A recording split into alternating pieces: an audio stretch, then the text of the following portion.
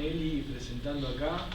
Sebastián es de la casa, estudió acá, en la UBA, después hizo una maestría en UDESA y un doctorado en MIT. Y desde que terminó el doctorado hace 5 años. En 2018. 5 años, está en el CENFI en España. Y Esteban trabaja en temas international macro, pero internacional en general, pero de la vieja escuela internacional que hacían international macro y comercio internacional. Y hoy, ¿no? El otro día me puse con de Bitjockey y me dice: nosotros somos de los pocos que jugamos los dos fields. Ah, sí. Y sí, porque hay muy poca gente que ya ha hecho comercio internacional, pero jamás hice nada de international macro.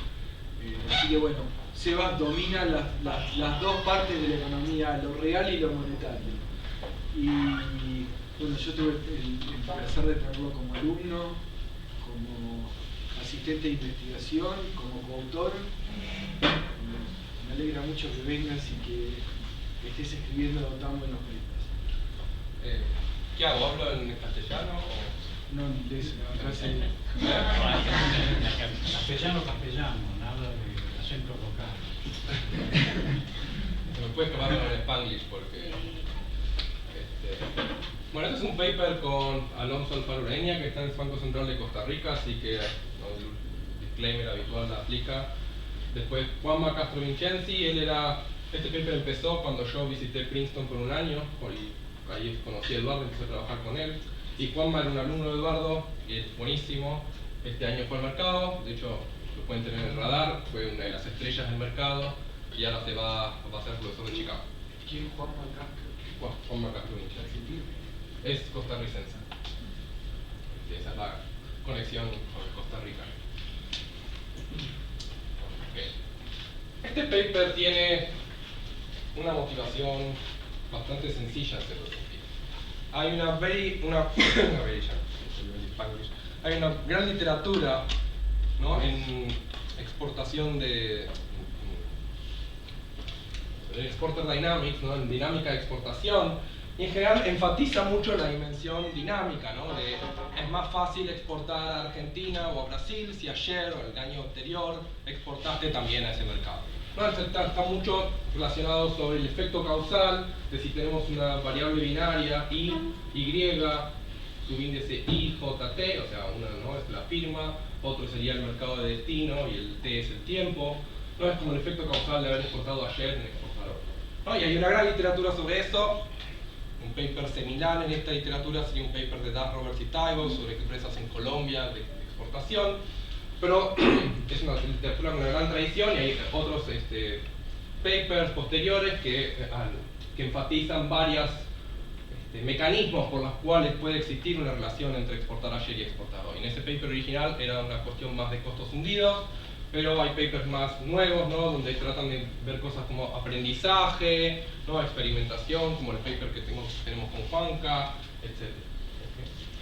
Y hay una gran tradición también cuantitativa, son modelos bastante ricos en general, pero que al mismo tiempo, como son modelos bastante ricos, tienen que tener algún tipo de compromiso, ¿no? Y el compromiso es que cuando pensás en la decisión de la firma de exportar a Brasil, por ejemplo, mirás a Brasil como un mercado aislado, ¿okay?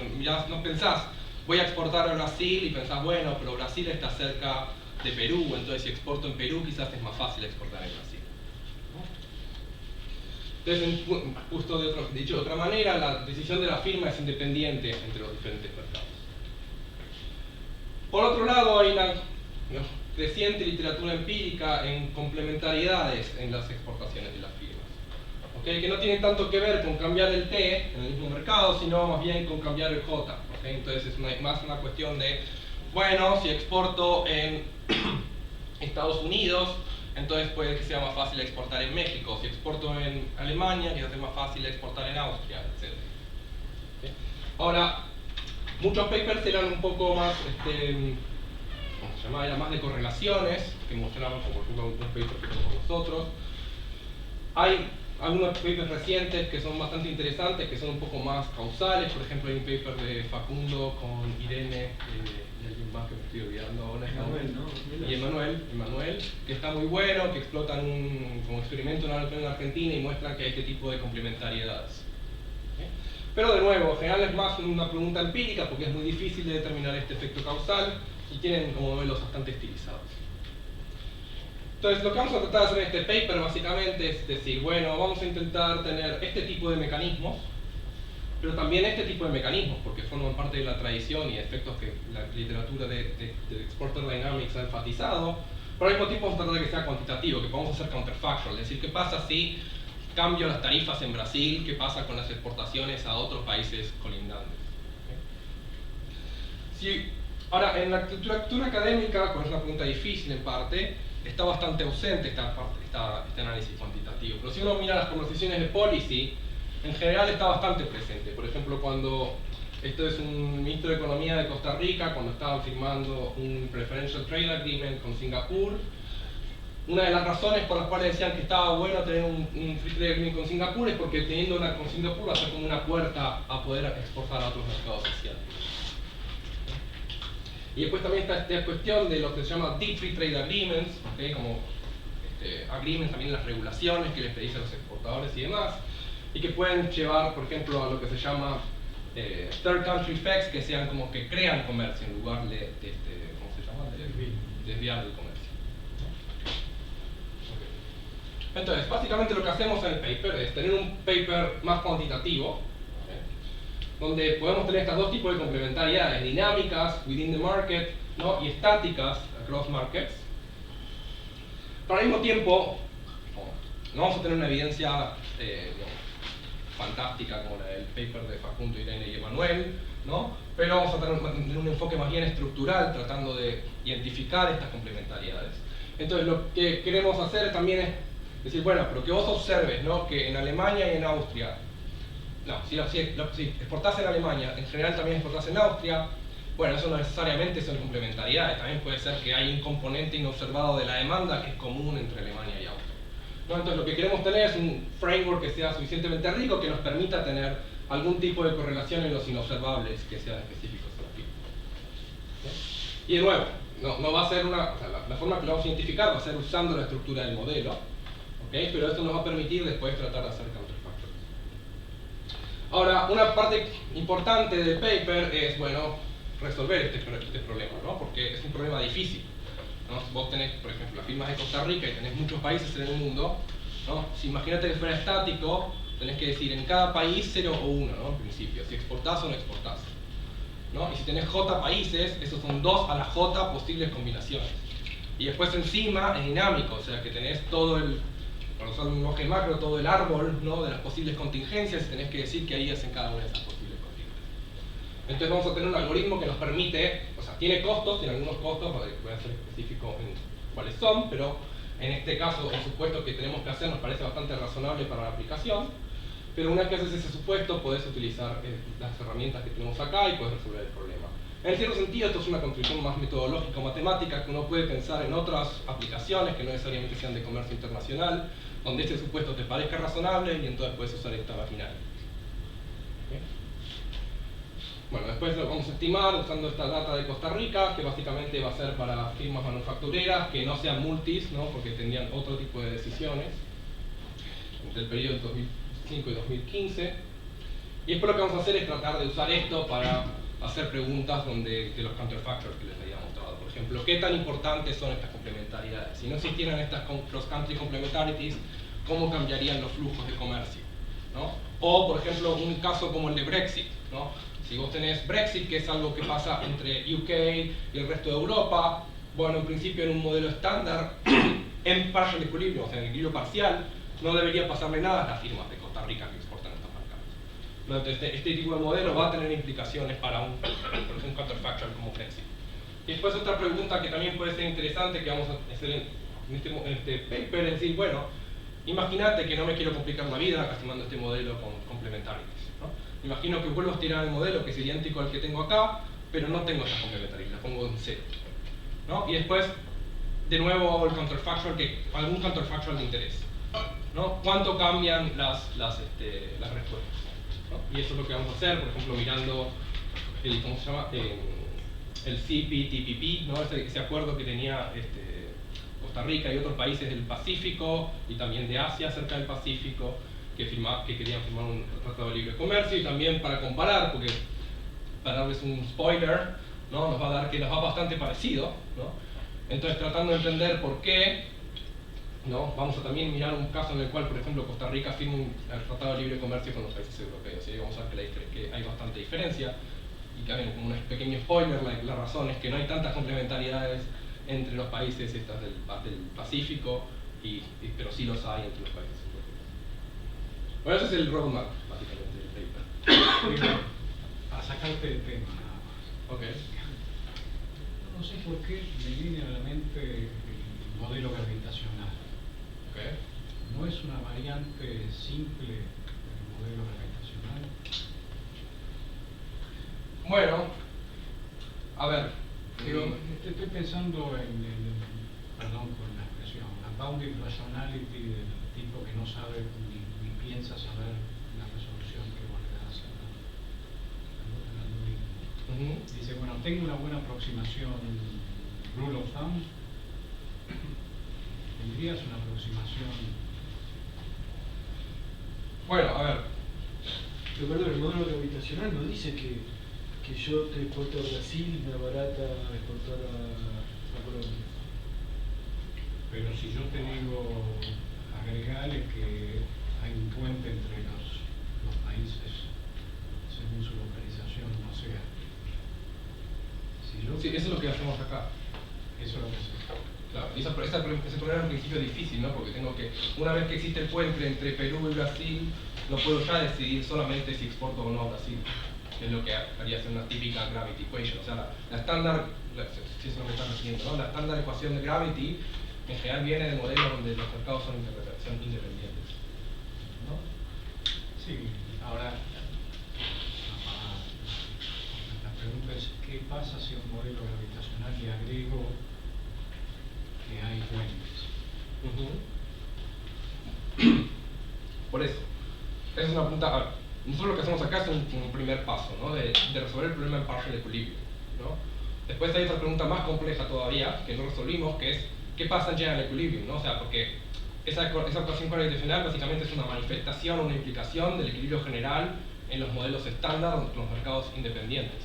Entonces, claramente cuando vos haces un modelo con mercados interdependientes, ya no vas a tener, cuando tratás de predecir los flujos de Costa Rica a Brasil, ya no va a depender solamente de cosas bilaterales entre Brasil y Costa Rica, entonces vas a tener una versión generalizada de esa ecuación de gravedad. Ahora, si sirve de algo o no, digamos, en el sentido de por este es un problema de parámetros incidentales, ¿no? Porque si vos tenés una ecuación ahí que depende de todos los flujos entre Brasil y Perú, dependen de todos los flujos bilaterales de todos los otros países y qué sé yo, no va a servir demasiado esa ecuación, ¿no? Igual, perdón, la ecuación gravitacional no es una ecuación de comportamiento de alguna forma, entonces no hay forma de ponerle puentes. No es que te dice... Pero, digamos, estoy pensando en olvídate, pero digamos, estoy pensando en una gente que no sabe resolver el problema entero. Dice que voy a aproximar poniéndole un parámetro, tomando la matriz de comercio y poniéndole parámetros de vinculación. ¿Hasta qué punto puedo tener una buena aproximación de eso? Bueno, a ver, hay como dos preguntas ahí. Una es, primero te resolver el modelo de verdad, para saber cuál es la verdad. Eso es lo que estoy haciendo yo, bajo ciertos supuestos heroicos en alguna parte, por ejemplo, no sé, después lo vamos a discutir, ¿no? Y después la pregunta es, bueno, y ahora sí, imagínate que en vez de resolver este modelo, con este supuesto de comportamiento, que es expectativas racionales que tengo acá, si en vez de eso, digo, el tipo solamente le entra a la cabeza comparar 5 mercados, ¿no? O algo así. Y bueno, tendría que resolver, eso no lo hicimos en este paper, es una pregunta potencialmente interesante, pero digamos, sería como un siguiente paso, ¿no? Sería comparar un modelo donde el tipo tiene boundary rationality de algún tipo y comparar cuáles son las predicciones de ese modelo con las predicciones de Yo creo que él dice como aproximación empírica solamente alguna modificación de la gravity equation que tenga en cuenta que sí, me imagino que sí, pero para si vas a hacer eso ya te complicás tanto, mejor hacer el modelo de entrada que te derive. No necesariamente. Bueno, depende de cuánto le aproximes al parámetro. Que aquí estamos hablando un poco, o sea, estamos hablando un poco en el aire porque no sé cuál es el objetivo, ¿no? O sea, si el objetivo que es predecir los flujos agregados o algo así. En ese caso, por eso digo, la pregunta es una follow-up question de esto. Es, este clase de modelos, en equilibrio general, ¿qué tipo de ecuación de gravedad dan lugar? No, pero hay una pregunta relevante que dice es, ¿hay forma de ajustar la gravity equation poniendo que el flujo bilateral depende de alguna otra variable adicional que capta cuánto comerciás con los vecinos? Nunca vi hacer eso. Pero imagino que se puede hacer eso. No sé cuánto mejoraría la predicción. Multilateral resistance no capta eso, ¿decís? O Anderson Manwingo, digamos. Bueno, es que justamente en una clase aislante de modelos, ¿no? Bueno, sí. Pasa que, pero creo que el multilateral resistance no emerge No como... capta eso, no capta eso. O sea, emerge como... No capta que vos lo que si exportás a Francia, No, por eso, vas a exportarle más a Alemania.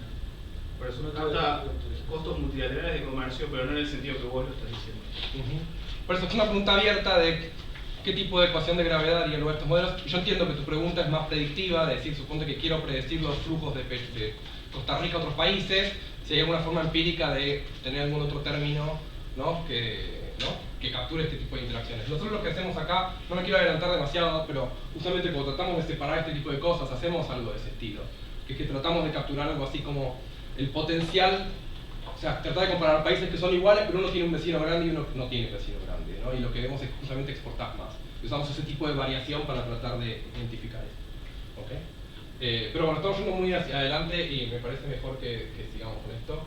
Déjenme decir rápidamente, ¿no? Como decía, está toda esta literatura de interdependencies across countries. Justamente nuestra contribución acá es tener un modelo cuantitativo donde vamos a hacer este tipo de counterfactuals. Después está, ¿no? Toda una literatura en firm dynamics que es más estructural, y de nuevo acá hay unas pequeñas excepciones, pero no hay ningún paper así donde tengas, digamos, la decisión de exportar a muchos mercados al mismo tiempo y que trates de resolverla, ¿no? Se parece, si ustedes conocen la literatura de, ¿cómo se llama? De input sourcing, ¿no? Como los papers de Polantra con Teresa Fort y demás. ¿No? Se parece un poco a eso, de que la firma tiene que importar de varios mercados y hay complementariedades en los mercados. Entonces la clave acá es que también hay una dimensión dinámica, ¿no? Porque también es más fácil exportar si exportaste allá. ¿Okay? De un punto de vista metodológico, lo que hacemos es, usamos el mismo tipo de ideas del paper, bueno, el primer paper es un paper sobre Walmart de Pam Lechia, ¿okay? Que después Paul y coautores lo trajeron a comercio. Hacemos algo parecido, pero extendemos estas ideas para tratar de pensar en problemas que también tienen una dimensión dinámica y de incertidumbre. ¿Okay? Pero la idea siempre es parecida en el sentido de vamos a explotar esta idea de supermodularidad. ¿Okay? Supermodularidad en matemática es simplemente, ¿no?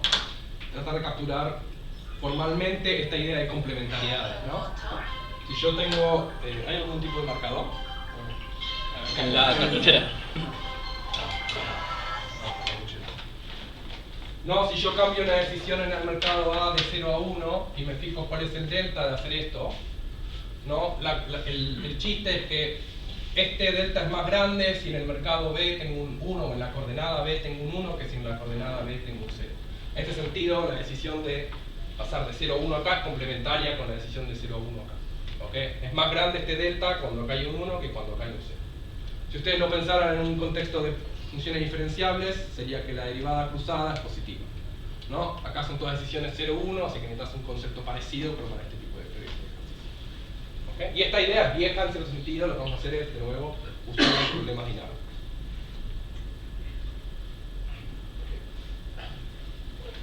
Entonces, déjenme ir rápido pero decirles qué hacemos con qué tipo de datos usamos.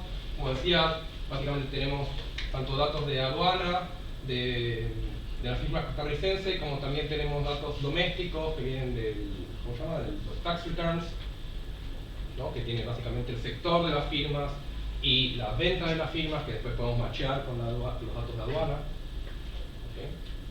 ¿Okay? Son todas las firmas que no son multinacionales, manufactureras, entre 2005 y 2015. Y después, bueno, como siempre en este tipo de papers, lo vamos a complementar con otro tipo de datos que hablan un poco de cosas que tienen que ver con gravity, ¿no? Como por ejemplo la distancia geográfica entre los países, ¿no?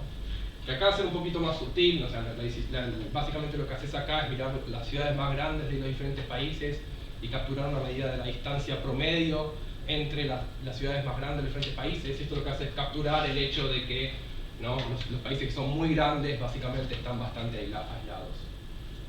Sí, una pregunta. ¿Vas a usar solamente, o sea, la historia es solamente con el margen extensivo de países o el intensivo también? Ok, es una buena pregunta. Nosotros, el método básicamente requiere supermodularidad. La supermodularidad podría estar en el margen intensivo o en el margen extensivo. Nosotros, por el tipo de momentos que vamos a usar para identificar, tiene más sentido pensar que está en el margen extensivo, porque vamos a ver cómo la proporción a exportar, ¿no?, cuando cambia esta medida de potencial exportador de los vecinos. Pero en principio no hay nada que diga que solamente tiene que ser del margen extensivo. Lo puedes pensar como un primer paso, lo primero que hacemos para este problema. Pero los métodos en principio se aplican también en un caso donde hay, por ejemplo, complementariedades en los trade costs, digamos, ¿no?, o algo de ese tipo. Pero bueno, por ahora hicimos simplemente el margen extensivo. Pero no hay ninguna razón profunda, digamos, por la cual nos focalizamos en el margen extensivo. Pero entonces después la idea de cosas de standard gravity, ¿no?, como geographical distance. Después tenemos datos de tarifas, ¿no?, de por sector de Costa Rica, que vamos a usar también en la parte empírica.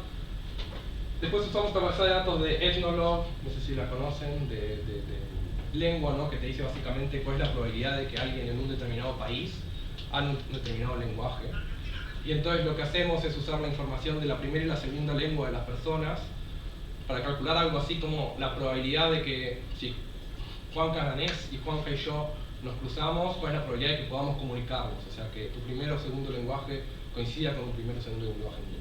Esto lo que hace, por ejemplo, es que la distancia entre el Reino Unido y Dinamarca, por ejemplo, no es muy grande, porque la mayor parte de los daneses habla como segundo idioma el inglés. ¿Okay?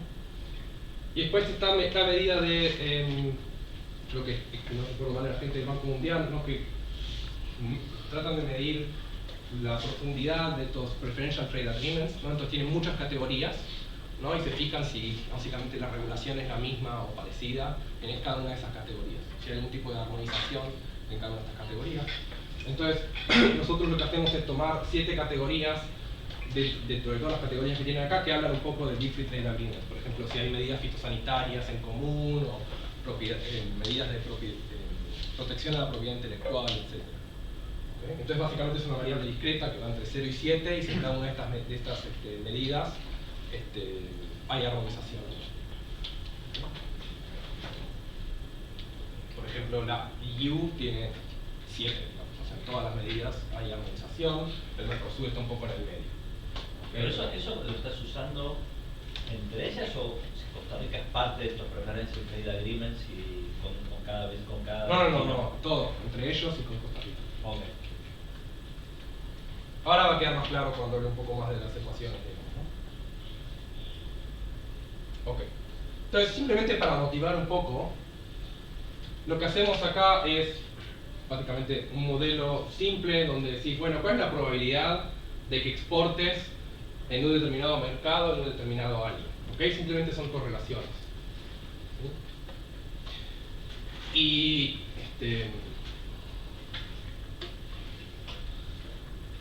acá es básicamente cuál es la probabilidad de exportar si tenés un vecino, digamos, si sos vecino con un país, si exportás también tenés una exposición positiva a un país que es un vecino geográfico, uno que es un vecino, y acá tendría que haber dicho, básicamente agarramos esta medida continua de geografía y tenemos un threshold, y básicamente creo que es el percentil 2.5, entonces si sos más cercano que eso, te decimos que sos un vecino del país A, ¿no? Entonces, si exportás a alguno de los vecinos del país A en la medida geográfica, ¿cuál es la probabilidad de que también exportes al país A? Aunque es una correlación simplemente, no hay nada. ¿Y esa distancia cuánto es más o menos? ¿Cuánto te da? La distancia, no me acuerdo, 700 kilómetros, pero ahora no sé si lo tengo en el botón, ¿no? Más o menos. ¿Cuál? Sí, en el closeness, creo que no. No, esto debe estar, perdón, debe estar en el anterior. ¿No?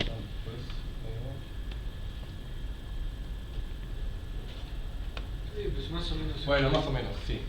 Y después tenemos lo mismo con Preferential Trade Agreements, que por ejemplo el Mercosur está cerca, creo que 4/7 medidas de organización, entonces lo llamamos close.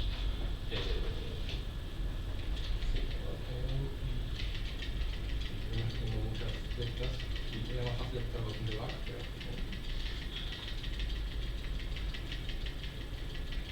La distancia continua es esa distancia entre las capitales que decís.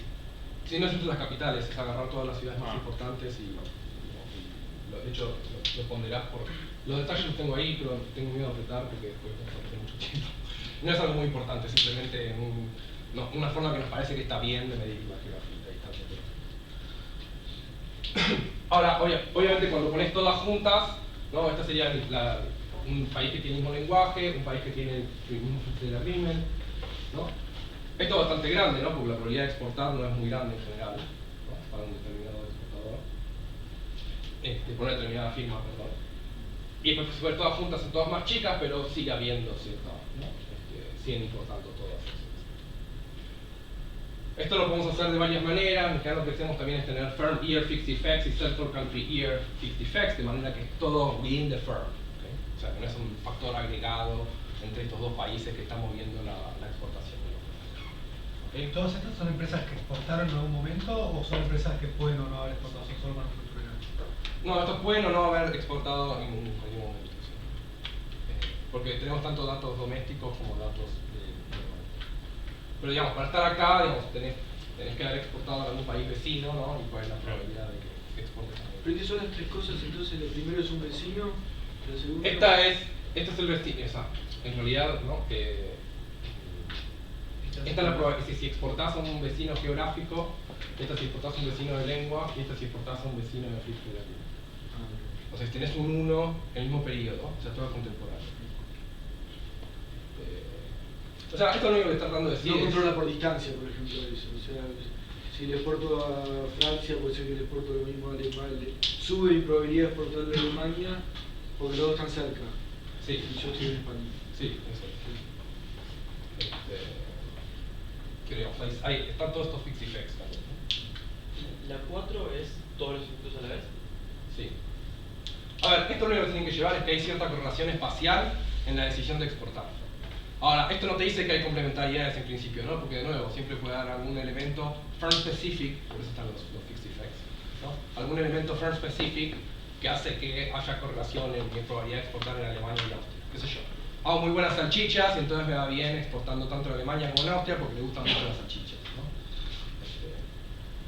Pero también puede ser que una vez que exporte a Alemania tengo mucho know-how de cómo, o sea, conozco al distribuidor que también provee en Austria y entonces es mucho más fácil exportar en Austria.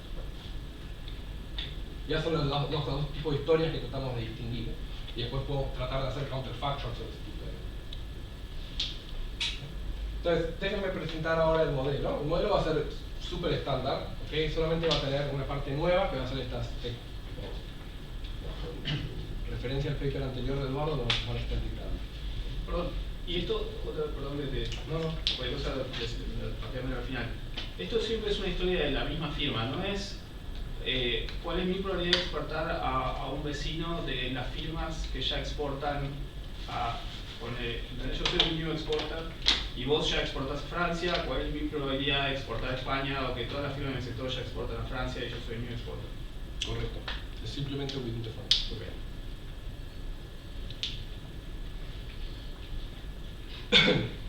Perdón, ¿y estas son probabilidades de que exportaste uno a otro en alguno de los años, del 2005 a 2015 o...? Este es el mismo año, la probabilidad de que el mismo, exportes es un solo año, como tenías varios... No, están todos los años, pero es la probabilidad que en el mismo año. simultáneamente estés en el mismo año. Sí. Así, Ok. Entonces, estos serían, básicamente acá lo que tenemos son los potential export profits, ¿no? I va a ser la firma, J es el destino, T es el tiempo, ¿no? Estos son los gross profits si quieren, ¿no? O sea, los profits, los revenues minus el variable marginal cost, ¿no? Y después tenés el fixed cost, ¿no? FIJT. Y después tenés un sunk cost, ¿okay? Que es SJT. ¿Qué es el sunk cost para los que no están familiarizados con esta literatura de Exporter Dynamics? Bueno, es como un costo fijo que lo tenés que pagar si ayer no exportaste a ese mercado.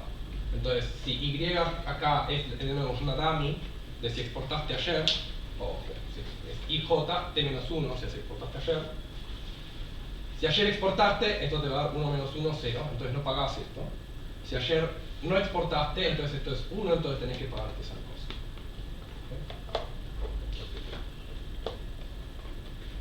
Después, esta parte es súper estándar, ¿no? O sea, básicamente tenés unos revenues, IJT, tenés una elasticidad de sustitución, o sea que te va a dar, si ustedes están organizados con la forma estándar de Monopolistic Competition y CES, ¿no? Te va a dar que los gross operating profits son ETA, que es la elasticidad de sustitución, 1 sobre ETA times los revenues, ¿no? Y los revenues van a tener este tipo de expresión, donde va a haber, acá un poco está la parte del equilibrio final, ¿no? Va a tener un YJT, ¿no? Que es como el expenditure del mercado J en el time T, ¿no? El P, que es el índice de precios con el que competís. Después vas a tener W, que básicamente es como tu marginal cost, pues como firma, entonces tiene IT. Y después, bueno, tenés este término flexible al principio, que pueden pensarlo como un iceberg trade cost, ¿no? Porque es cualquier componente básicamente del costo marginal que es bilateral, ¿okay? Que es IJT. Y lo que vamos a hacer es modelarlo bastante flexible, ¿no? Después es un paper más cuantitativo, ¿no? Entonces lo que vamos a hacer es decir, bueno, esta parte que es TIJT, que es una parte flexible, entre comillas, va a tener una parte que es sector specific, una parte que es destination specific, una parte acá que es básicamente A son las tarifas, porque esto viene de la data, que también depende del sector, ¿no? Porque la data de tarifas está en el sector, del destino y del tiempo. Y después esto acá que va a ser básicamente el costo marginal de la firma, ¿no? Y acá va a haber una cosa que, digamos, en principio también podría dar lugar a complementariedades dinámicas, ¿no? Que tu revenue en principio puede ser más grande si exportaste ayer, si este SAI es positivo. La verdad es que a este nivel lo estamos poniendo más bien porque como es una data, vamos a ver los datos anuales, hay como un partial year effect, que es un efecto muy famoso que Juan Carlos y yo hemos trabajado en un momento, ¿no? Que cuando vos miras data de exportación, si usas datos con años calendarios, entonces muchas veces te da distorsionado lo que exportaste el primer año porque quizás la firma empezó a exportar en octubre. ¿Okay? Y entonces esto en principio va a capturar eso y también va a capturar razones profundas por las cuales puede ser que el primer año exporte menos. ¿Okay? Pero en el fondo no importa demasiado la microfundación, lo único que importa es que al final del día obtenés una función de revenues, que es IJTE, que depende de lo que, si exportaste ayer, depende de un sector fixed effect, de un destination time fixed effect, de las tariffs que vos tenés, y básicamente la idea es que después, si este W es el mismo que pagás en el mercado doméstico, puedes tratar de usar el revenue del mercado doméstico para controlar por esto, ¿no? Entonces básicamente lo puedes, usando la estructura de este modelo, podés invertir esto y obtener aquí acá el revenue. ¿Okay? Ahora, la verdad, y acá es una de las cosas que quizás en algún momento futuro uno puede tratar de relajar, pero es uno de los supuestos, si quieren, heroicos que vamos a hacer por ahora para poder seguir resolviendo, que es que vamos a asumir que las firmas tienen perfect foresight sobre sus potential revenues. ¿Okay? Después voy a, ahora, como el modelo es dinámico y es de horizonte infinito, por más de que las firmas tengan, ¿no? ¿Cómo se llama? Perfect foresight, mi data se termina en un momento, ¿no? Entonces tengo que decirles, bueno, ¿cómo creo que tengo que poner alguna ley de movimiento de este tipo sobre el cual las firmas, cuando se termina el T, el Big T, se forman expectativas, o sea, no se forman expectativas, van a pensar cómo se desarrollan los revenues after. O sea que va a ser básicamente es un Aruno sencillo con algunos efectos fijos. ¿Okay? Pero ese es un único motivo por el cual necesito poner ciertas restricciones paramétricas a qué va a pasar con las tariffs después del Big T, qué va a pasar con los home revenues después del Big T, y qué va a pasar con estos destination fixed effects. Yo nunca me perdí, el RI revenue, que es de la firma I, ¿qué tiene de parámetro específico la firma I? Es lo último, es ese RIHT. Correcto, RIHT. ¿Y eso qué capta? Bueno, me dos cosas, esta y esta, ¿no? Las dos. ¿Cómo? Esto y esto. Sí. Esto Todavía no está definido qué capta. ese es el revenue del mercado doméstico, ¿no? Si vos haces exactamente el mismo modelo del mercado doméstico, esto te va a permitir capturar los marginal costs de la firma. No perdí eso, es el revenue observado del mercado doméstico. Exacto. Para eso es la única parte del modelo donde usamos los revenues del mercado doméstico. Pero no hay un shifter de demanda en cada mercado, ¿no? Quiero decir concretamente qué restricciones hay sobre eso. Bueno, hay shifter de demanda, pero no es específico en la firma, hay un shifter AKJ. Va a haber una parte, o sea, con esa correlación espacial y qué sé yo, va a haber un shifter, pero no la vamos a poner en revenues, la vamos a poner en todo el fixed cost. Podríamos alternativamente ponerlo en revenues. Pero no hay, o sea, no hay un... Acá no, todos los shifters que van a ser firm specific, vamos a poner toda la parte del fixed cost. Y vamos a comparar todos, o sea, las extended gravities y las cross country correlations, todos van a estar en el fixed cost. Pero alternativamente se podría poner acá. Un poquito más costoso computacionalmente, porque básicamente estos revenues los vamos a tener en un first step, en el cual no necesitamos resolver todo el modelo. Si yo pusiera acá si yo pusiera acá esto, tendría que resolver todo junto. Entonces es un poco más costoso. Pero se puede hacer en principio, no hay nada profundo. Entonces esto es todo básicamente como estándar, ¿sí? La parte que es un poquito menos estándar es esta parte de los fixed costs, ¿ok? Que son IJT. Básicamente va a tener 4 términos. Primero es como la parte estándar, ¿no? Es como el fixed cost del mercado JT, que va a depender de Gravity, como por ejemplo qué tan lejos está Brasil de Costa Rica, o si hablan el mismo idioma, etc. Y después va a haber un término que es el Extended Gravity, que va a ser EG, que es IJT, que esto va a depender, como les vamos a ver en un minuto, de digamos, si estoy exportando a mis vecinos. O sea, acá una reducción en el costo de costo fijo si también exporto a los vecinos. Después va a haber este NU, que este NU es un poco lo que estás diciendo vos, ¿no? Este NU es un término específico a la firma, o sea, tiene una I. O sea, es random, pero es random para el researcher, para la firma no es random.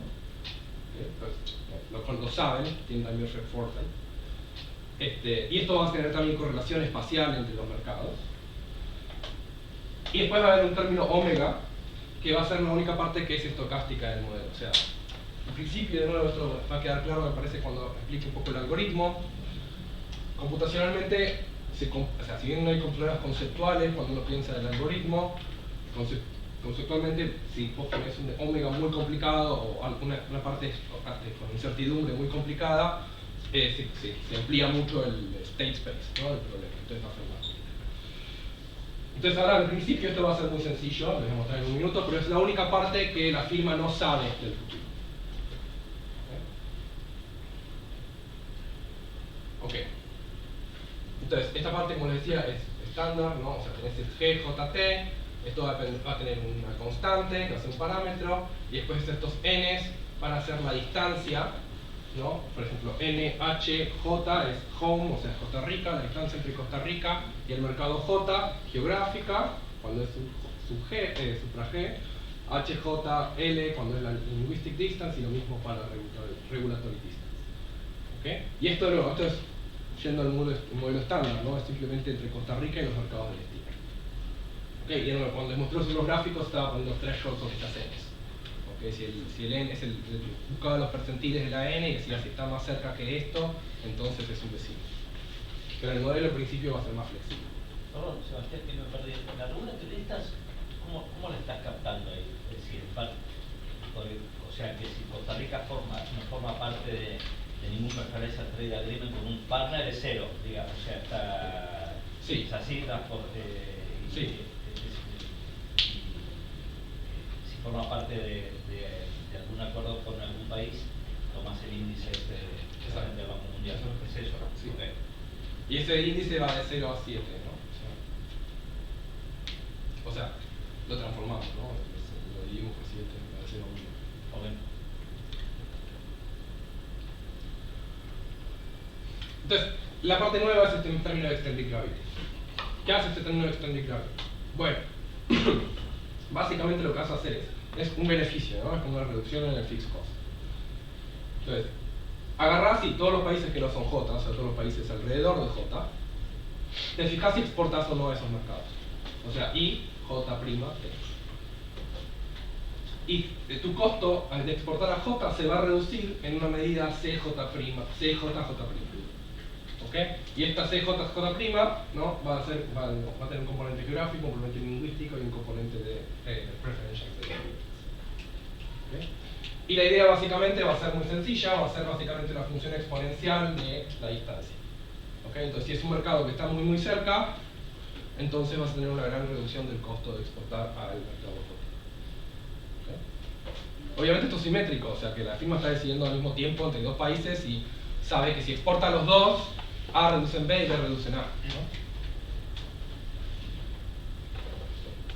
Y después, como el confounder, si ustedes quieren, va a ser este NU, ¿no? Que va a ser lo que genera esta correlación espacial que es al nivel de la firma, que va a tener la misma estructura, va a tener una correlación que depende, o sea, es un shock, ¿no? Que sacas una normal, que movía el fixed cost, y básicamente la correlación entre J y J' de esta multivariate normal, ¿no? Depende de, digamos, de la parte geográfica, de la parte lingüística y de la parte de Shifted Agreement, y el coeficiente de correlación también va a ser una función de este tipo. Veamos. En el paper hay toda una parte de demostrar que esto está bien comportado, no es enteramente obvio, ¿no? Que esto te da una matriz de varianza y covarianza que está bien, pero trust me, it works. Pero la idea básicamente en el fondo es que le pongo la misma estructura, ¿no? O sea, está el coeficiente de correlación que permito que crezca con este rate, y después está este componente común del fixed cost que también permito que crezca con ese rate.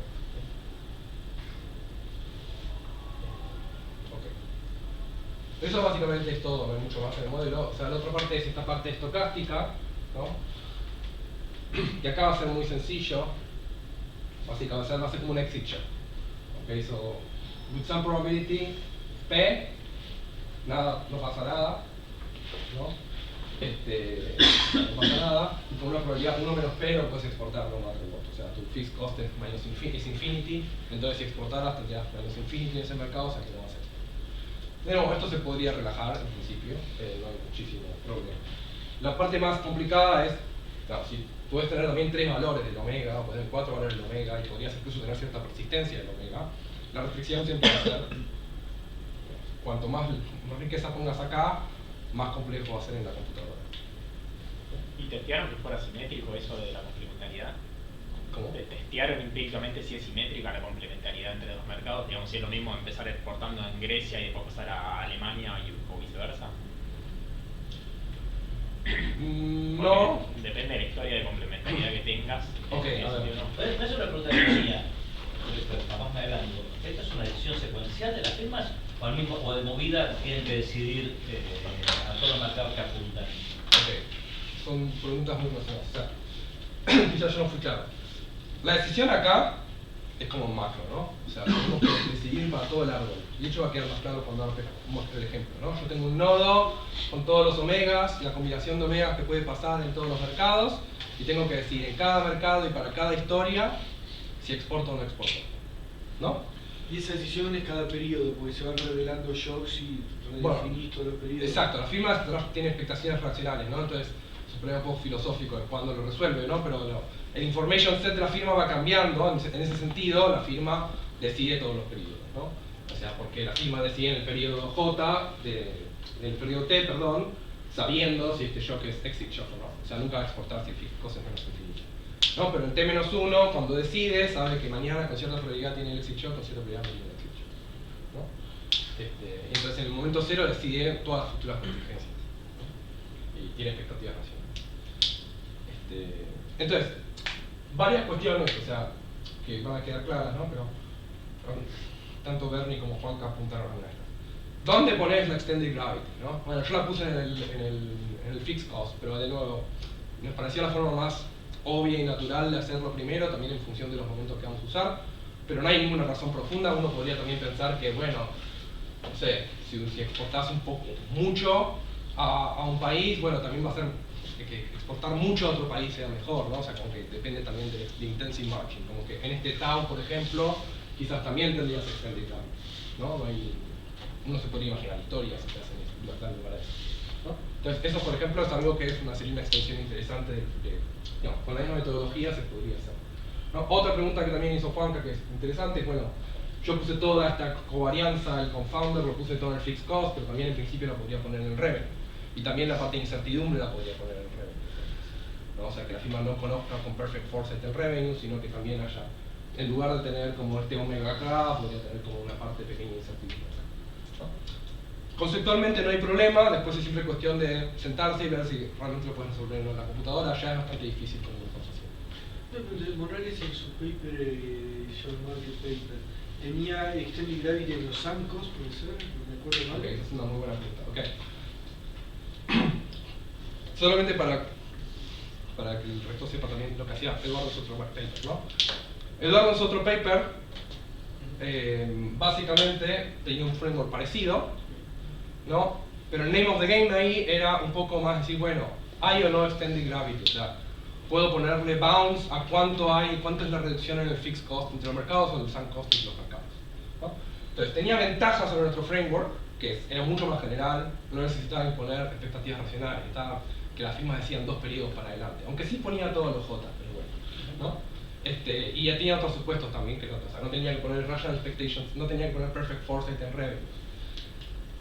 Okay, pero obviamente el problema de este paper y la motivación para este paper es que no podía hacer ningún tipo de counterfactual, porque básicamente lo único que podía hacer es poner unos bounds, y de hecho nunca jamás resolvía el modelo. O sea, un modelo complicado, pero nunca lo resolvía, nunca que hacía. Es decir, si la firma racional compara estas dos cosas, tiene que ser que el sunk cost es al menos esto.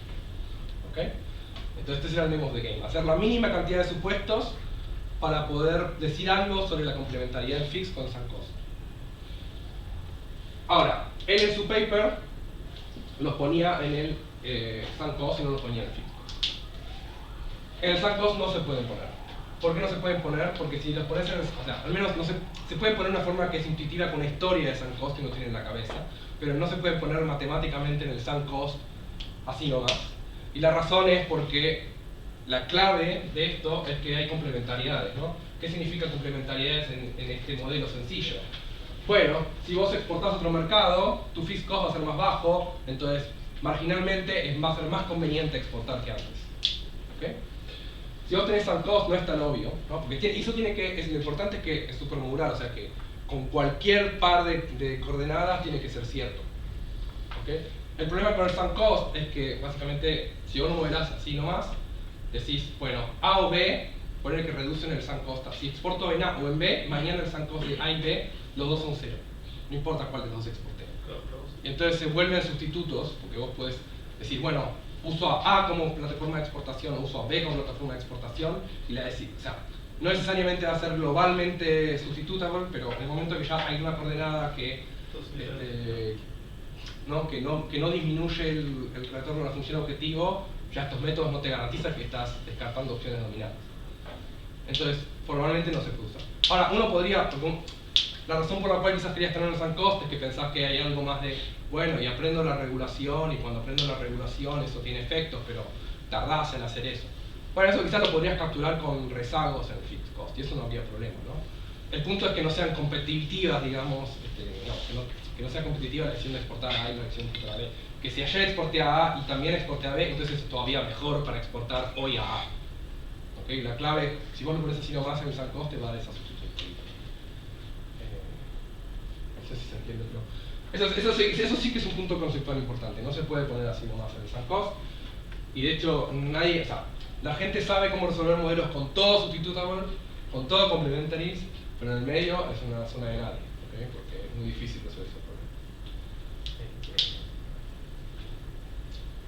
Entonces la razón para poner el fixed cost es un poco esa. Sí me parece que quizás es interesante permitir algún tipo de rezago, pero después habría que pensar un poco en los datos que identificaría eso.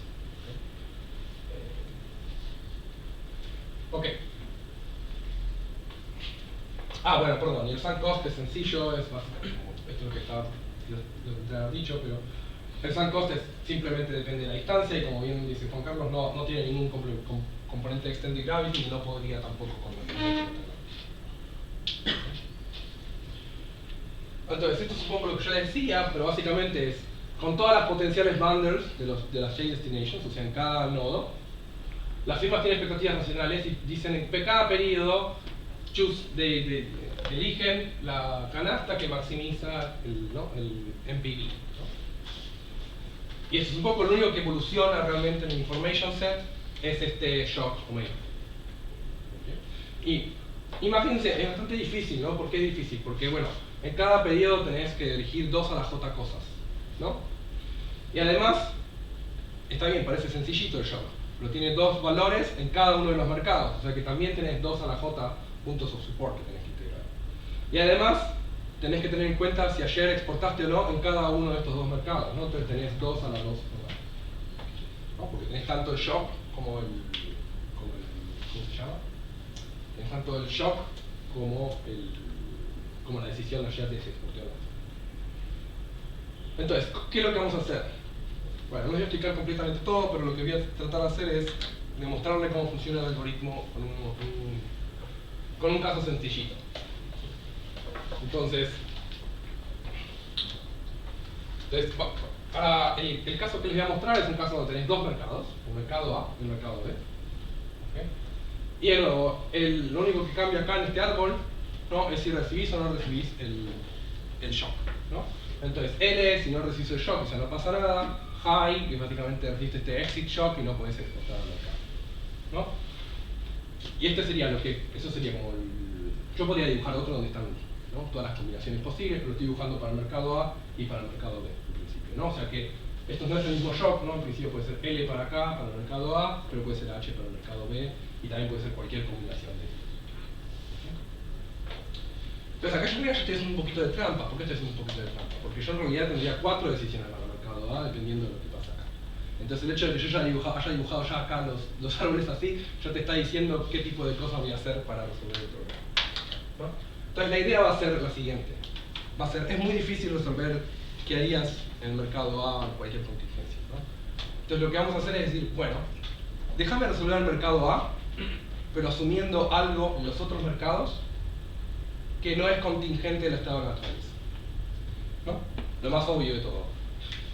Resuelvo el mercado A asumiendo que no importa lo que pase, siempre en todos los periodos y en todas las naturalezas voy a exportar en el mercado B. Entonces, assuming esto en el mercado B, acá el verde va a ser que exportás, ¿no? Entonces imagínate que hago eso y puedo resolver el mercado A. Una vez que asumo que en el mercado B siempre exporto, otra propiedad importante para la tractabilidad de este problema es que básicamente una vez que te digo si exportaste o no exportaste, el omega del otro mercado ya no importa, ¿no? Porque el único momento donde aparece el omega del otro mercado es indirectamente a través de afectar la decisión de exportación en el otro mercado. Y eso es lo que decía yo, que hice un poco de trampita, porque básicamente sé que ahora el problema del mercado A es mucho más sencillo, porque en vez de tener 2 a la j shocks en cada periodo, shocks en cada periodo, tengo solamente 2 shocks en cada periodo, ¿no? Alto o bajo en A, porque estoy condicionando en que en el otro mercado siempre exporto. Entonces, imagínate que resuelvo eso, y bueno, y el rojo significa que decido no exportar y el verde que decido exportar, o sea que básicamente en los periodos 2 y 3 siempre exporto cuando no recibo el exit shock, en el periodo 1 incluso si no recibo el exit shock no exporto. Este es un ejemplo, lo inventé yo, ¿no? Imagínate que hago lo mismo en el mercado B, o sea que asumo que en el mercado A siempre exporto, ¿no? Y en el mercado B lo resuelvo. Y en el mercado B no aprendo nada yo de sentido, ¿no? O sea, siempre que no reciba shock exporto y cuando no recibo shock no exporto. ¿Okay? Entonces, ¿qué es lo que voy a hacer? La idea va a ser tratar de iterar sobre estos objetos, que son básicamente estos ¿cómo se dice? Umbrales, ¿no? A la decisión, que son no contingentes. ¿Okay? Y de nuevo, quiero iterar sobre algo que sea no contingente porque el state space es muy grande, ¿no? Porque tengo muchas posibilidades. Si yo pusiera todos los árboles juntos, serían muchas opciones en cada punto del tiempo, ¿no? Una cosa importante es, y esto viene de la idea, esto es una idea vieja, ¿no? Es la idea de Chia en cierto sentido, de Topkins, yendo más lejos, ¿no? Que es que esto está, ¿por qué está interesante hacer esto? Bueno, porque si las decisiones son complementarias y yo no exporto en el mercado A en el periodo 1, cuando asumo que exporto en el mercado B, seguro que no exporto en el mercado A. ¿Por qué? Porque exportar en el mercado B hace que exportar en el mercado A sea lo más atractivo posible. Entonces, si yo sé que en el mercado A no exporto, entonces yo ya sé que no voy a exportar al mercado A, en este ejemplo sencillo. Pero ahora lo que quiero también es algo que sea no contingente. Entonces, ¿qué voy a hacer? Voy a decir, bueno, como quiero algo que sea no contingente, esta es mi solución. Lo que voy a decir, bueno, no solamente asumiendo que el mercado pesa esto, pero también asumamos la mejor historia posible de shocks. O sea, que nunca recibís el exit shock, ¿no? Y entonces agarro y digo, bueno, este. Y eso no es solamente un upper bound, ¿no? a la policy, sino que también es un upper bound que es non-state contingent. O sea, es básicamente yo sé que en el mercado A, en este periodo, nunca voy a exportar. ¿Y cuál es la idea? Bueno, ahora voy a iterar, ¿no? En el mercado A vuelvo a resolver, o sea, hago lo mismo en los dos mercados, lo evalúo en la mejor historia posible, ¿no? En el mercado B no aprendí nada en cierto sentido, porque antes asumía que siempre exportaba y ahora en la mejor historia sigo siempre exportando. Entonces voy a asumir que siempre exporto, entonces cuando resuelvo ustedes no, hago lo mismo, ¿no? Si no tengo ningún problema, si no hago lo mismo, ¿no? Entonces asumo que en el mercado A, la diferencia es que en el mercado B antes asumía que en el mercado A siempre exportaba, pero ahora asumo que en el mercado A no exporto el primer periodo.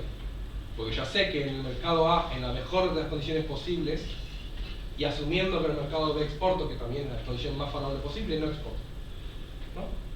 Entonces ahora vuelvo a resolver y suponte que tengo suerte y cuando lo resuelvo asumiendo que en el mercado A, en el primer periodo, no exporto, tampoco exporto en el mercado B, ¿no? Bueno, entonces ahora aprendí que en el mercado B tampoco exporto en el primer periodo.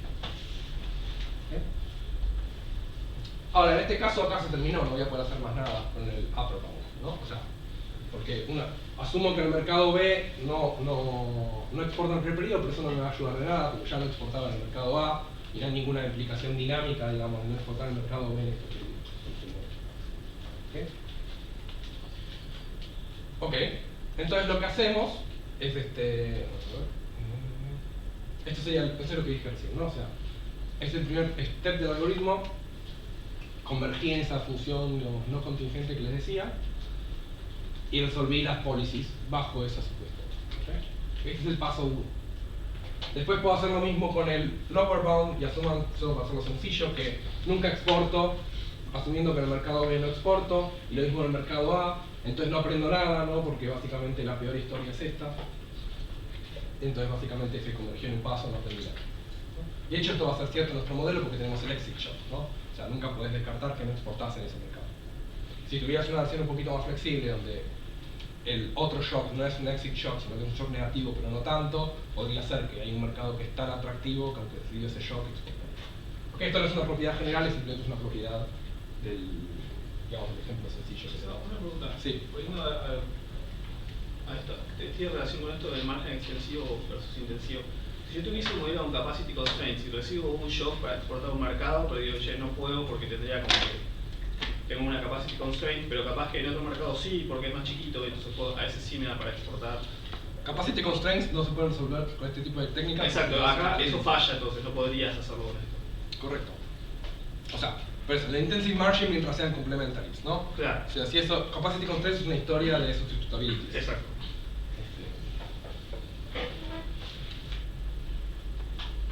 O sea, tendrías que asumir que, o sea, implícitamente asumimos que estas cosas del margen intensivo o son más complementariedades y dominan a eso.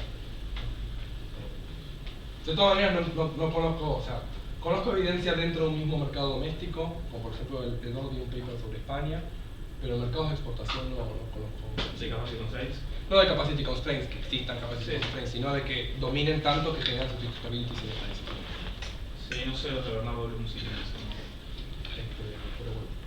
El punto igual más general es que no, o sea, puedes tener cosas del margen intensivo mientras sean complementaries, ¿no? Pero bueno. Entonces, esa es una de las ideas del algoritmo. Ahora, la otra idea también es que uno de los puntos fundamentales es que queremos, lo que vamos a hacer es no tratar de resolver enteramente para todas las historias posibles, sino que en realidad lo vamos a pensar como un simulated method of moments, y entonces vamos a tratar de resolver para la historia realizada. Entonces, si sos de marketing, decir, ¿cómo vas a resolver la historia realizada sin saber qué pasa en las otras historias? ¿No? Y bueno, el punto justamente es que si lográs ponerle bounds a lo que pasa en las otras historias, quizás eso es suficiente para resolver lo que pasa en la historia realizada. ¿No? Entonces, una vez que resolviste el paso anterior, que te dio este arbolito, te dio los dos arbolitos, básicamente no aprendiste, este es el upper bound, ¿no? Entonces esto era lo que pasaba al final, y decís, bueno, imagínate ahora que la historia realizada es HLL, LHL, ¿no? Entonces, en el primer periodo aprendiste que en el mercado A no exportás. ¿Por qué aprendiste que en el mercado A no exportás? Y porque el lower bound era no exportar. Entonces el upper bound y el lower bound si coinciden, quiere decir que no vas a exportar. En este periodo todavía no sabes qué pasa, porque el upper bound te dice exportás y el lower bound te dice no exportás, entonces no sabes qué pasa. Y en el mercado B sabes ahora que en la historia realizada sabes que no exportás en el periodo 1, pero sí sabes que no exportás en el periodo 2, porque ahora estás condicionando en que se realiza esta historia, ¿no? Y acá coincide el lower bound y el upper bound. Entonces el segundo, hay varios pasos en el algoritmo, esto es lo más sencillo, pero el segundo paso en el algoritmo, que no me acuerdo si lo puse, pero que no lo tengo acá, pero el segundo paso en el algoritmo básicamente sería decir, bueno, ahora en vez de decir, no, en vez de tratar de asumir una historia que es completely non-state contingent en los otros mercados, les digo, bueno, ahora ya sé que en el periodo 1 convergí en esto, y ahora voy a intentar usar la información del periodo 2, donde ya sé que acá no exporto, ¿no? Entonces lo que hago es decir, bueno, voy a resolver para la historia realizada hasta acá, que ya sé lo que pasó, para los diferentes potenciales, para la historia realizada en el periodo 2 también, pero ahora en vez de asumir lo mejor posible para siempre, o sea, LLL, voy a asumir lo mejor posible condicional a que se realiza HL. ¿Okay? H porque hasta acá ya convergí, y L porque es el que estoy tratando de estudiar. ¿Okay? Entonces básicamente es decir, bueno, ahora básicamente voy a asumir HLL en el mercado A y en el mercado B LHL de nuevo, y acá porque estoy siendo optimista, digamos, hacia el futuro, ¿no? Que para tener este non-state contingent. Eso es el primer paso, resuelve un montón, y se pueden imaginar intuitivamente por qué resuelve un montón. Porque por más de que el modelo sea muy complicado, que yo para una firma típica de Costa Rica, exportar a Burundi no es muy atractivo, ¿no? Entonces incluso con este paso sencillo ya podés descartar que hay un montón de firmas, que un montón de mercados no van a encontrarlo nunca redituable, ¿no? Este segundo paso ayuda un poco también, y después, digamos, estos son by far, digamos, los que más resuelven casos, pero después hacemos otros refinamientos adicionales para cuando esto no alcanza. ¿Okay? Entonces, ¿qué tipo de cosas hacemos? Bueno, pues usar la misma lógica, y en vez de resolver un mercado at a time, pues resolver dos mercados, ¿no? Entonces, sí, bueno, resuelve un mercado A y B, asumiendo que en los otros mercados siempre pasa lo mejor posible, ¿no? Y en vez de resolver un mercado dado los otros, resolver dos mercados dados. Otra cosa que puedes hacer es, en vez de tratar de poner algo que es non-state contingent en los otros mercados y periodos, puedes decir, bueno, es verdad que considerar todo el árbol para todo el futuro es súper complejo, pero no es tan complejo tratar de pensar qué pasa, esto es un poco en la boundary rationality de Daniel, ¿no? Por nosotros también somos boundary rationality, que no podemos resolver un modelo completo, entonces tratamos de encontrar cosas heurísticas que nos ayuden, ¿no? Y entonces la idea es decir, bueno, Brasil, por ejemplo, trato de resolver Brasil y no pude resolver Brasil, Colombia y Perú. Entonces agarro y digo, bueno, en vez de considerar alto o bajo en Brasil, cuando resuelvo Brasil, digo, voy a resolver Brasil, pero voy a resolver condicional alto o bajo en Brasil y alto o bajo en Colombia. Entonces no es tan difícil, ¿no? Porque ahora tengo, pero es solamente 2 periodos para adelante, ¿no? Entonces ahora tengo alto o bajo en Brasil, alto o bajo en Colombia, 4, y después tengo lo mismo en el siguiente periodo, 16. Pero después a partir de eso vuelvo a decir, bueno, y ahora a partir del periodo 3 pasa lo mejor posible. O sea, el shock es siempre el más chiquito de todos, ¿no? Ese es otro tipo de refinamiento que hacemos, ¿okay? Para resolver. No sé si quedó más o menos claro la idea de lo que hacemos. Pero ven que, o sea, al final del día, ¿cuál es la parte más importante? La parte más importante es que yo tengo que garantizar que cuando asumo que en los otros mercados pasa algo bueno, eso maximiza la probabilidad de exportar en el mercado que estoy estudiando, ¿no? O sea que esta propiedad de supermodalidad es la parte más importante, ¿no? Si vos pensás que capacity constraints es lo de first order, entonces este tipo de cosas no te van a servir, ¿no? O sea, hay cosas que si vos estás en el mundo opuesto y si capacity constraints son todo, ¿no? y entonces solamente en sustituibility quizás podés hacer algo, ¿no? Pero después vas a tener problemas, por ejemplo, ¿no? Digamos, la data te está pidiendo algo que tiene la pinta de complementarities, ¿no? Porque hay correlación positiva en estas decisiones. Pero digamos, si este es un mundo en el medio, donde quizás en el short run hay substitutabilities y en el long run hay complementarities, digamos, quizás tendrías que estimar el modelo con un lag, con un periodo de 2 años, no sé, porque si no, no lo podrías hacer. Perdón, tengo una pregunta porque yo para entender las historias posibles detrás de esto, ¿no? Suponete yo soy una empresa, yo resuelvo el problema. Yo tengo los datos, sé que Suiza está cerca de Alemania, ¿no? Digamos, y que pertenecen a un mismo, bueno, Suiza no es cercano, pero Austria y Alemania, ¿no? Un mismo trade agreement y comparten la lengua. Entonces yo digo, esto debe ser fácil cortar acá y decido ir a los dos, ¿no?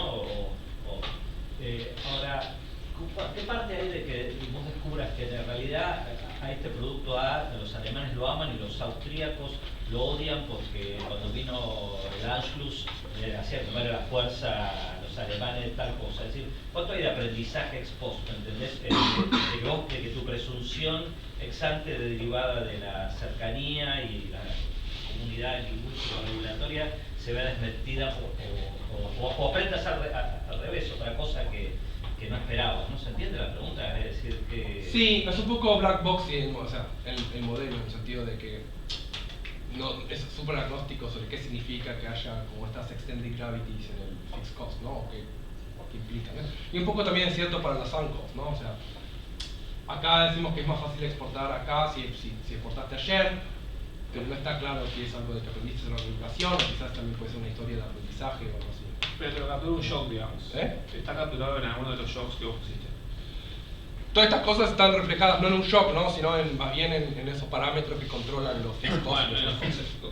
Pero esos gustos inversamente correlacionados que dice él, no, inversamente correlacionados no, porque genera, digamos, pero ni positivo ni inverso, no hay gustos correlacionados acá. No hay nada que tenga que ver con gustos. Claro. Lo que estoy diciendo es que uno podría imaginar como el reduced form, que si aprendes sobre los taste de un mercado, ¿no? Un poco como la historia. Esta es la pregunta que me dije a mí, que en vez del fixed cost haya complementariedad en el... Claro, es como el modelo tiene complementariedades en un solo lugar. El variable profits. Entonces, la data quiere complementariedades y vos solamente le estás diciendo que puede ser en el fixed cost, lo vas a absorber el fixed cost. En ese sentido, creo que el modelo es un poco black boxy, porque está haciendo sentido, es un poquito reduced form, de que no te digo exactamente qué significa este fixed cost. Pero sí, o sea, lo que sí está claro es que la data te está pidiendo, ¿no? Te está pidiendo complementariedades dinámicas positivas y complementariedades estáticas positivas. Bueno, eso es lo que voy a mostrar después, ¿no? Pero,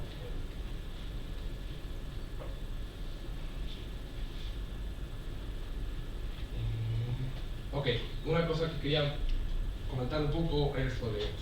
O sea, no voy a comentar exactamente sobre identificación, pero quería hacer aunque sea el punto sencillito de qué tipo de idea tenemos para identificar el modelo. ¿Okay? Y de nuevo, esto es un poco intuitivo, o sea, el modelo es súper complicado, tenemos muchos momentos y tenemos momentos que tienen esta pinta y bueno, le ponemos a la computadora y dar resultados razonables, ¿no? Pero digamos, esta es la intuición, pero no es una prueba teórica en este sentido, ¿no? Entonces, para tener intuición, imagínense que tienen 3 países, ¿no? Y la única diferencia es que, básicamente, son 3 países idénticos, o sea, pero el país 1 y 2 son idénticos. La única diferencia es que el país 1 es una isla y el país 2 está cerca del país 3. ¿Okay? Y en principio imagínense una cosa más sencilla, donde vos sabés ya todos los parámetros. Lo que te falta saber es el parámetro de correlación en estos fixed cost, y te falta saber cuál es el C, digamos, ¿no? Cuál es este parámetro que controla la fuerza de las extended gravities. Entonces lo que vamos a usar son 2 tipos de momentos. La covarianza en las decisiones de exportar en mercados conectados. Y la otra es la diferencia en la export probability dependiendo del tamaño de los neighbors. Entonces, si los mercados son, eso es un poco, va de nuevo a la cosa de la gravity, ¿no? Si los mercados son idénticos, vos esperarías que no importa, en el modelo estándar, no importa si tu vecino es grande o es chico. ¿Okay? La probabilidad de exportar debería ser la misma. ¿Okay? Entonces, este momento acá sería la diferencia, perdón, acá debería decir, este sería como el parámetro de las complementarities, o sea, qué tan fuertes son, y este son el correlation en los adversarios. Si esto estuviera en un, acá no está puesto el 0, pero si tuviera las complementarities fueran 0, no debería haber ningún tipo de diferencia en las export probabilities como función de la correlación no observable. La correlación no observable lo que hace es que la firma A, si exporta A, es more likely de exportar a B. Pero no hace que, on average, más firmas exporten a A que las que exportan a C, que es el mercado, no puedo decir los nombres del mercado bien, pero que es el mercado que está aislado. ¿No? Intuitivamente vos dirías, bueno, entonces las correlaciones inobservables no deberían más o menos mover este momento de diferencia en export probabilities. No debería mover este momento de export probability. Y obviamente la covarianza en las choices sí debería moverse con la correlación inobservable. Y eso es cierto estrictamente cuando este es 0. ¿Okay? Cuando no es 0, cuando hay ciertas complementariedades, bueno, si tenés un vecino muy grande, entonces va a ser más probable que exportes al mercado que es otherwise identical, pero tiene un vecino grande. O sea que debería haber cierta diferencia en las export probabilities. Ahora, el tema es que una vez que te vas de 0, este momento no es completamente independiente de la covarianza. Entonces, los dos se mueven. Pero es más o menos, o sea, y esto vemos la parte que es un poco más intuitiva de los modelos que exploramos sencillitos, pero este momento se mueve bastante menos, o sea que si bien la intuición es estrictamente cierta, en el sentido de que la diferencia en la export probability depende de la covarianza, se mueve bastante menos que la covarianza en sí. Entonces, usando este tipo de momentos de la diferencia en la export probability dependiendo de qué tipo de neighbor tenés y la covarianza en las export choices, podés tratar de identificar, digamos, el parámetro que controla la correlación y el parámetro que controla la fuerza de la complementariedad. ¿Qué significa esto cuando lo haces empíricamente? Bueno, tratás de tener controles, ¿no?, de qué tan atractivos son los mercados usando gravity, y después lo que hacemos es una ecuación de gravity normal para construir medidas de potencial exportador de los mercados, y después definimos thresholds para definir qué tan atractivos son los neighbors. Entonces lo que usamos es momentos de la propensión a exportar dependiendo de si tenés neighbors grandes o no. ¿Okay? Bueno, dado que tengo 10 minutos, bueno, son parámetros que déjenme mostrarles un poco los resultados. Esto básicamente lo que Costa Rica está acá, ¿no? Entonces esto muestra la reducción porcentual en los fixed costs de exportar a tu vecino más cercano, ¿no? O sea, esto es entre 0 y 5%, el 5 y 10%. Ven que esto en América, África y Asia en general es bastante chico, o sea que no reduce demasiado exportar al vecino más cercano, pero hay muchas complementariedades en Europa. Entonces, si exportas a un vecino cercano en Europa, eso reduce bastante tu fixed cost de exportar a Europa. Una cosa que es un poco tricky es que esto no te dice toda la historia, porque por ejemplo acá hay muchos vecinos cercanos. Entonces, por ejemplo, México se beneficia bastante, o sea, no bastante, pero un poco más de lo que sugiere la figura anterior, porque tiene bastantes vecinos cercanos. ¿Okay? Y algunos países cercanos centroamericanos. O sea, que importa tanto cuántos vecinos tenés, obviamente, como también cuánto reduce el vecino. ¿Hay neighbor ya está incluyendo regulación y un neighbor? Esto sí es para todos juntos. Después tenemos en el paper los gráficos para cada uno separado. Entonces, por ejemplo, una intuición podría ser que en Europa hay un deep trade agreement, entonces te beneficias más porque las regulaciones son... Sí, o sea, por eso en el paper están... ¿Por qué en Europa es más fuerte? Bueno, la época están muy cerquitas entre sí, ¿no? O sea, son las dos cosas. De hecho, en el paper vemos que lo más importante, esto es un poco lo que tu pregunta, hay 3 counterfactuals, ¿no?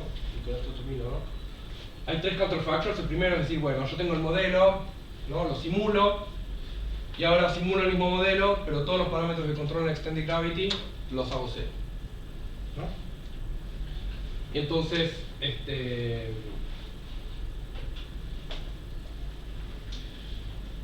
la idea es, si incluís todo, esto no sé por qué dice no, yo no me olvidé de cambiarlo, pero estos son los events, o sea, tipo, si exportás 0,1 y esto es los export revenues. ¿Okay?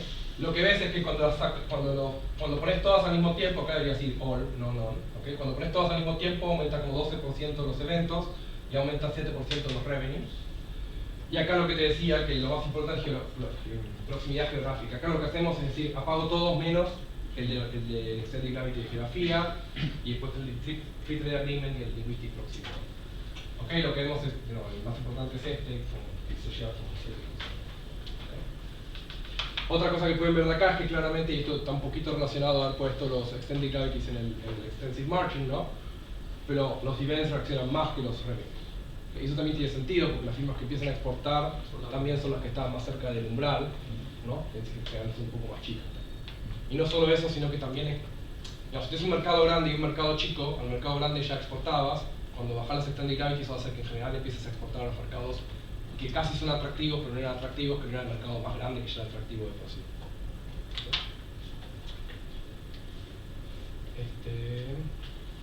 Entonces esto, acá también viene como un mapita, ¿no?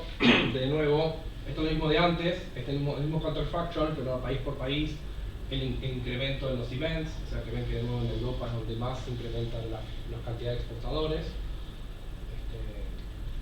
Y después en revenue, que es un poco más chico que el anterior, pero también tiene la pinta de que en Europa es donde más importa.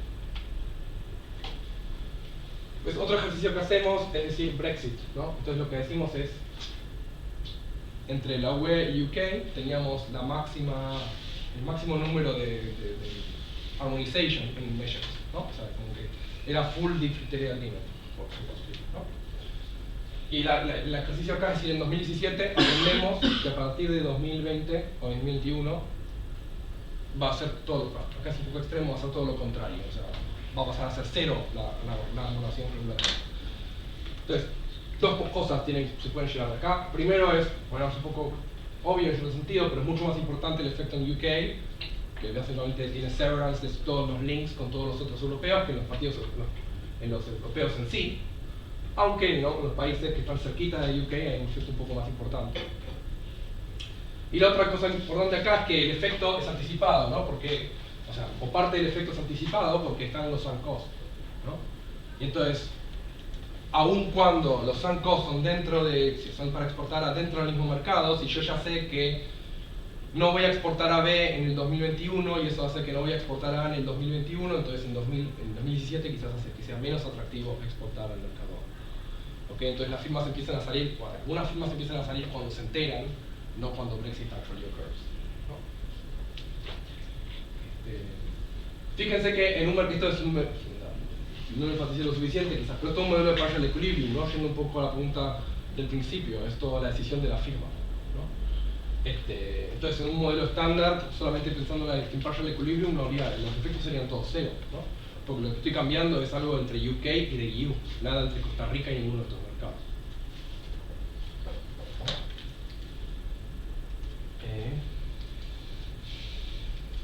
Después el tercer counterfactual es pensar, bueno, ahorita es una pregunta que tu amiga Darren nos hizo varias veces. Bueno, el problema es que yo no quiero hacer modelos con complementarities, simplemente estimo el número 5 complementarities. How off am I? ¿No? O sea, ¿cuánto me equivoco?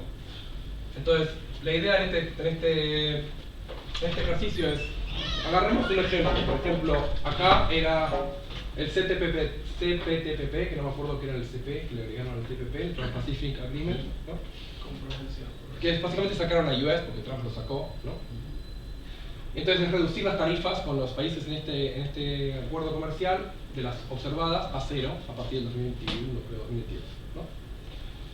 Entonces esto es lo que obtenemos, digamos, decís, bueno, modelo, calculame qué pasa en este counterfactual con complementario. Y dice, bueno, los events aumentarían 16% y medio y los revenues aumentan 30%. Y ahora viene Darren y lo hace con su modelo con mercados independientes. Es literalmente el mismo modelo, pero no permite estas complementarias. Y le da casi lo mismo, le da 15,5 y 30% más o menos, 29,3. ¿No? Y como si no hay tantas complementariedades entre los mercados, no estás tan mal cuando haces ese tipo de cosas. Entonces solo imagínate que, bueno, para que no termine una nota tan baja, el paper, imagínate que lo haces con la EU, ¿no? Entonces ahora lo que haces es las tarifas de Costa Rica con la Unión Europea las bajas a cero, ¿no? Que como vimos antes era donde estaban la mayor parte de las complementariedades. Y bueno, los efectos no son gigantes en la comparación, pero es bastante importante. Hay diferencia, ¿no? O sea, los events reaccionan 70% contra 58,5%, y los revenues es un poco menos, ¿no? Pero es 89 contra 85. O sea que no está tan mal, pero cuando hay extended gravity, sobre todo en extensive margin, le empieza un poco más. Ahí sí puede ser porque el CTPP geográficamente está disperso por todos lados, mientras que un euro ahí, ¿no? Sí, claro, ese es un punto, que cuando la estimación no te da súper grande los extended gravities, después, al final del día, hacer este modelo tan complicado tiene que hacer la misma respuesta que el modelo más sencillo. Bueno, déjenme concluir el minuto que tengo. ¿Qué hicimos en este paper? Básicamente es un modelo de equilibrio parcial dinámico, donde están estas complementariedades en la parte estática y esta complementaria en la parte dinámica. Acá lo pusimos en el sunk cost en la parte dinámica y en el, ¿cómo se llama? En el fixed cost en la parte estática. Pero de nuevo, mientras vos tengas en mente una historia donde hay complementariedades, lo podrías hacer distinto, ¿no? Y después hay historias que son muchísimo más difíciles de modelar, como aprendizaje o este tipo de cosas, que quizás podés pensar que en nuestro modelo están capturadas un poco en reduced form, porque quizás sería un punto a tratar de revisitar, ¿no? Lo que hicimos también es un poco cuantificar, porque una cosa es decir, como hacía Eduardo, que las extended gravities están entre X e Y, y otra cosa es decir, bueno, pero ¿cuánto importan? ¿No? O sea, está bien, vos me dijiste cuánto era, pero ¿cuánto importan para los flujos comunes? ¿No? Y eso es un poco lo que hacemos acá.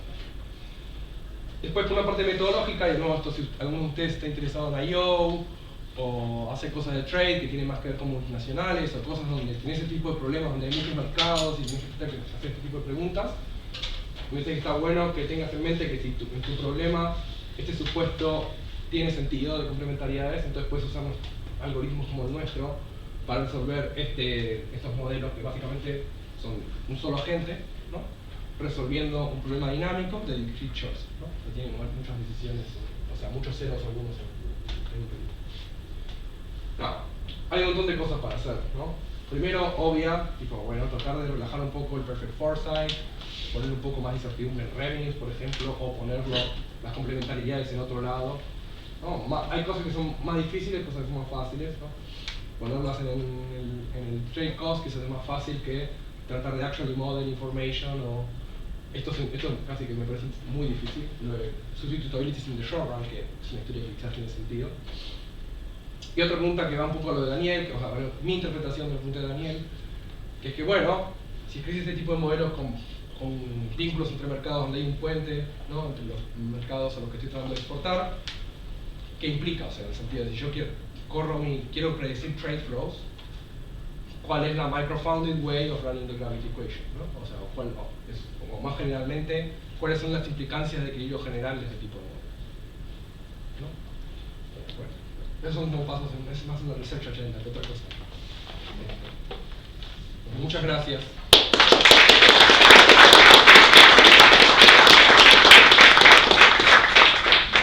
¿Hacemos unos minutos de preguntas? Yo tengo una pregunta. Leyendo lo que decías de las complementariedades, o sea, estoy tratando de pensar si vos tuvieses que contar una historia de dónde están esas complementariedades,